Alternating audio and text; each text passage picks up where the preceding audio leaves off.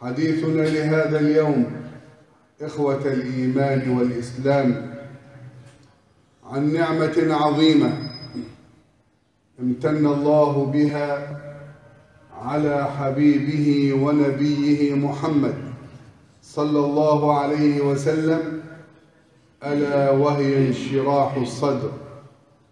قال مولانا عز وجل: ألم نشرح لك صدرك. إخوة الإيمان والإسلام، لقد خلق ربنا عز وجل الإنسان في أحسن تقويم، وحمله في البر والبحر، ورزقه من الطيبات، وفضله على كثير ممن خلق تفضيلا. بين له طريق الخير والشر، فمن التزم طريق الخير فاز وأفلح ونجا، وهو طريق الهداية والرشاد، وأراح بذلك هذا القلب وذاك البدن، وسعد في الدنيا والآخرة. ومن تنكب جادة الحق واتبع غير سبيل المؤمنين أتعب هذه النفس وعذب هذا البدن وشقي في الدارين. قال الله عز وجل: فمن اتبع هداي فلا يضل ولا يشقى، ومن أعرض عن ذكري فإن له معيشة ضنكا ونحشره يوم القيامة أعمى. وانشراح الصدر يا عباد الله من أجل النعم، وكما أسلفنا فقد امتن الله عز وجل على عبده محمد صلى الله عليه وسلم بهذه المنة. وإن أسعد الناس في هذه الحياة من تعلق قلبه بالله وأنست نفسه بذكر الله، فإذا فرح الناس بدنياهم فرح هو بآخرته، وإذا انغمس الناس بالملذات والشهوات أقبل هو على الأنس بربه وخالقه، وانشرح صدره بذكر الله عز وجل. وإذا كان هذا الإنسان يسعى في هذه الدنيا للسعادة وتحصيل أقصى ما يستطيعه من هذه الدنيا، فليس الكل من يحصل هذا الانشراح أو هذه النعمة أو العيشة الهنية، إنما ينشرح الصدر بأمور سنبينها لا علاقة لها بالملذات ولا بالشهوات ولا بالأرصدة ولا بالأموال أو العقارات. هذا الانشراح له أبواب ومفاتيح لا بد من تحقيقها ليجد المسلم في صدره وفي قلبه هذه النعمة العظيمة. أولى هذه الأسباب توحيد الله تعالى توحيدا خالصا من الشكوك والشبهات، وقامعا لوساوس الشيطان والشهوات، إذ التوحيد طب القلوب ودواؤها، وعافية الأبدان وشفاؤها، ونور الصدور وضياؤها، كما أن الشرك والعياذ بالله داء النفوس وبلاؤها وظلمة القلوب وجفاؤها. وكلما كان التوحيد راسخا في قلب العبد كان انشراح الصدر بحسبه قوة ورسوخا ومتانة، وينال من البهجة والسرور والفرح والحبور بقدر التزامه وقوة توحيده وإيمانه بربه. قال الله عز وجل: أومن كان ميتا فأحييناه وجعلنا له نورا يمشي به في الناس كمن مثله في الظلمات ليس بخارج منها كذلك زين للكافرين ما كانوا يعملون. فأي لذة تعادل لذة انشراح الصدر بالإسلام، وأي سعادة أجل من توحيد الله ومعرفة ما يجب له سبحانه. قال تعالى: فمن يرد الله أن يهديه يشرح صدره للإسلام، ومن يرد أن يضله يجعل صدره ضيقا حرجا كأنما يصعد في السماء كذلك يجعل الله الرجس على الذين لا يؤمنون. ومن أسباب انشراح الصدر وسعته إخوة الإيمان والإسلام حب الله ورسوله صلى الله عليه وسلم، فإن القلب يفيض بما فيه، فإذا امتلأ بحب الله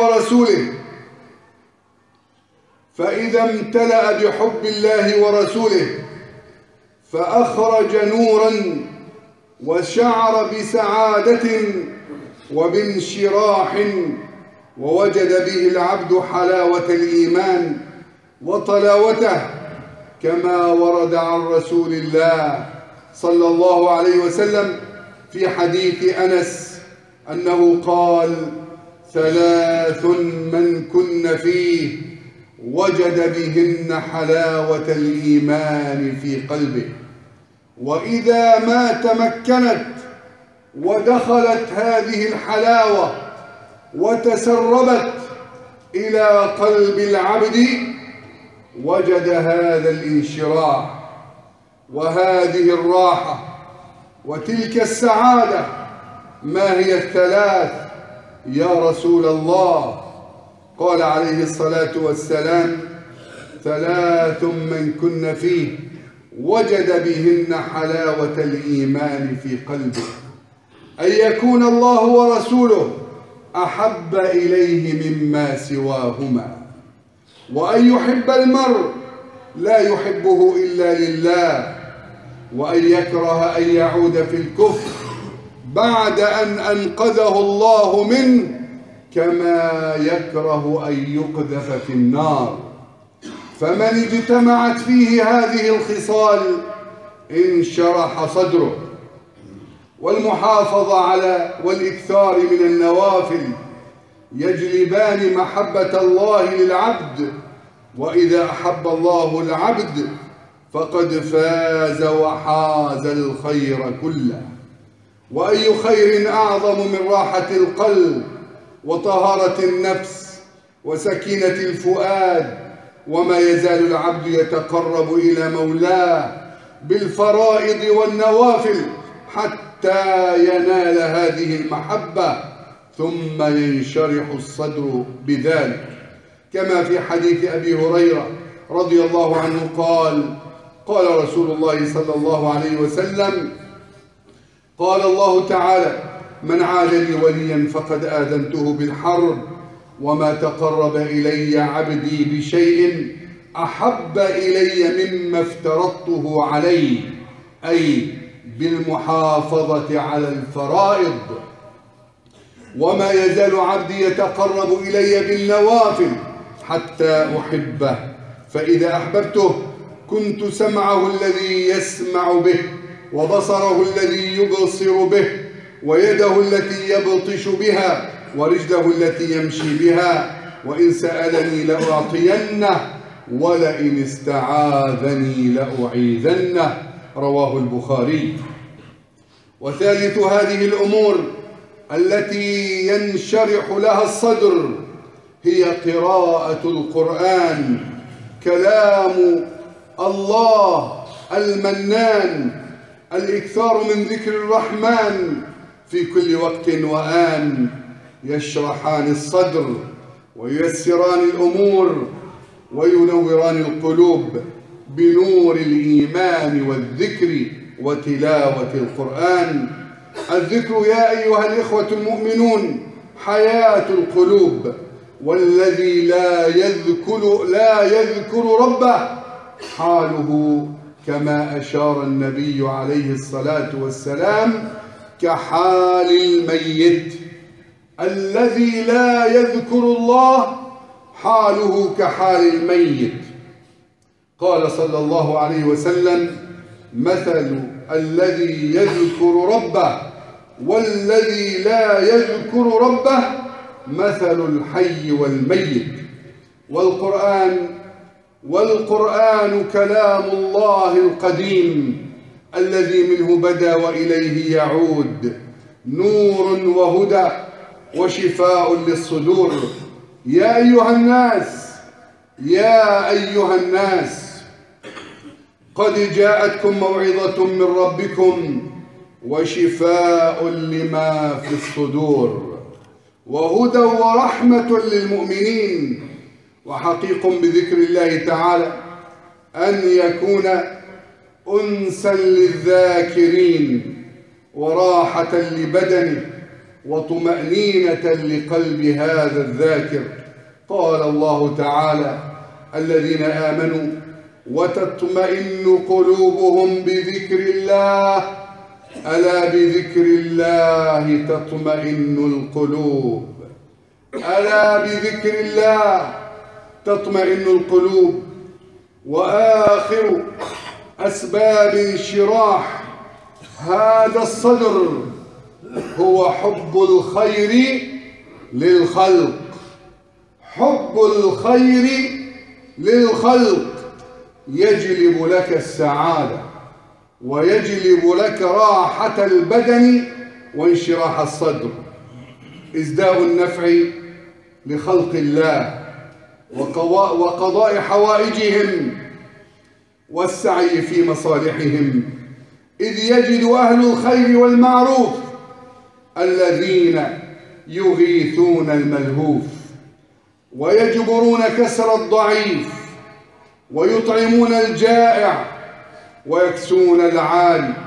يجد هؤلاء سعادة لا توصف، أي والله، وما ذلك إلا نعمة وهبة من الله عز وجل، وما ذلك إلا إحسان من الله القادر على كل شيء.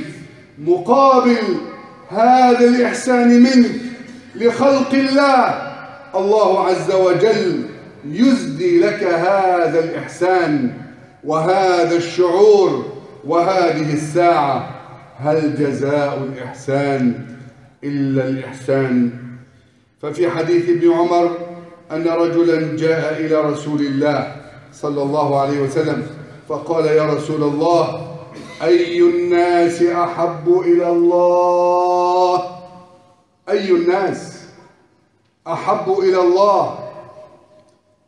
فقال له صلى الله عليه وسلم: أحب الناس إلى الله أنفعهم، وأحب الأعمال إلى الله سرور تدخله على مسلم، أو تكشف عنه كربة، أو تقضي عنه دينا، أو تطرد عنه جوعا. اللهم اشرح صدورنا ويسر أمورنا وردنا بالقليل من هذه الحياة الدنيا وباليسير، وهون علينا كل أمر عسير. آمين آمين. أقول قولي هذا وكل منا يستغفر الله العظيم فاستغفروه إنه هو الغفور الرحيم.